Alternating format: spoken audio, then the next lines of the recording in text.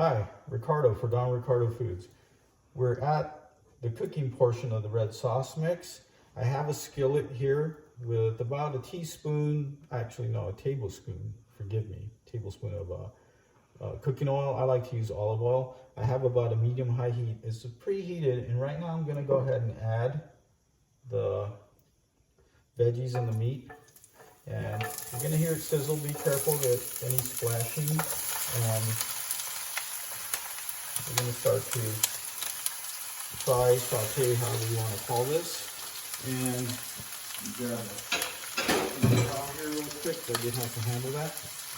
And we're going to go ahead and we're going to mix this around, get everything frying. Once we've mixed it a little bit, I'm going to go ahead and reduce the heat to about medium.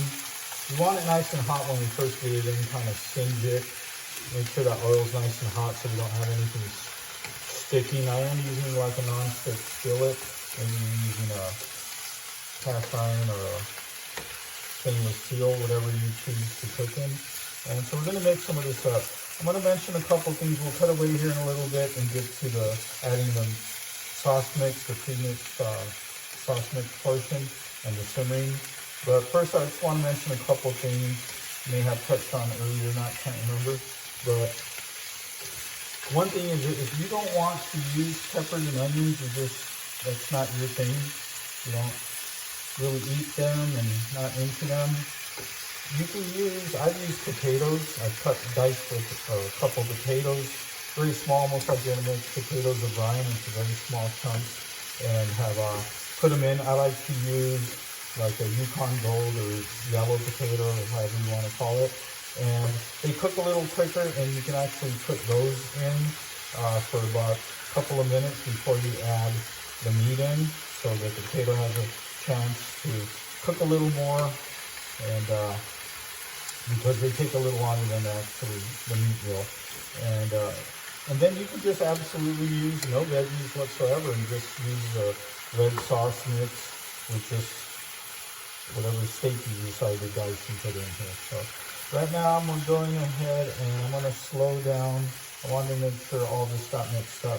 Another thing before we cut away also is that sometimes I'll put the veggies before, sometimes I'll put the veggies after. In order to save time, I did it all at once. Sometimes I want the veggies, the onions maybe a little caramelized. Sometimes I want them a little crunchy, so I'll put them after I saute the beef a little. Or like I just did right now, I put them all at the same time to kind of get all evenly cooked. So those again are options and tips on doing this. So we're at the point here where I'm going to go ahead and let this simmer a little bit. I'll stir it a few times, and when it gets to about halfway done, maybe a little bit more, so I'll add the mix, because then we're going to simmer, and that's going to finish cooking the meat to your desired doneness. It is a steak, so it's not like ground beef or something, or chicken or pork where it has to be cooked thoroughly. You can have it a little like a medium or medium to well. I've never heard of anybody doing this rare, but when it comes to the simmering portion, it is going to cook a little bit more. So since it is steak, you can do that. So let's go ahead and cut away, and we'll be back soon for adding the mix and simmering. Okay, we're back, and we're at the portion where we're going to go ahead and add the sauce mix. But first, while it's still sealed, excuse me, we're going to go ahead and grab the bag and shake it just one more time, just a little bit, just to make sure that any of the heavier ingredients that may have settled to the bottom are floating up within the sauce mix again.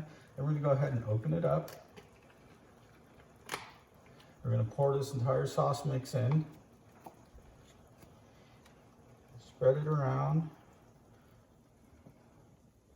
Okay, leave it tipped over for a couple seconds. You want to even maybe shake it down a little bit. Get all that yummy sauce in there. Okay, let's go ahead and put that off to the side. And then now, let's mix it up. Okay, so we want to go ahead and really stir this up so that all the spices and sauce mix within all the peppers and steak, so it all gets nice and flavored. So at this point, while we're mixing, we can also go ahead and reduce the heat to like a medium-low. And what we're gonna do, once we've stirred it all up and made sure that it's all nice and mixed, we're gonna cover it and let it simmer. The simmering portion on time depends on how well done you want it. It can be as little as a minute to 5 minutes. It all depends. I know some people want their meat very, very well done. So if you want to go 7 or 8 minutes, I don't know. We're going to cover it so it's not like everything's going to burn away. And I suggest covering it just so that the heat recirculates a little bit and gets it cooked. So it looks pretty well mixed. I will mention a couple of things here before we go.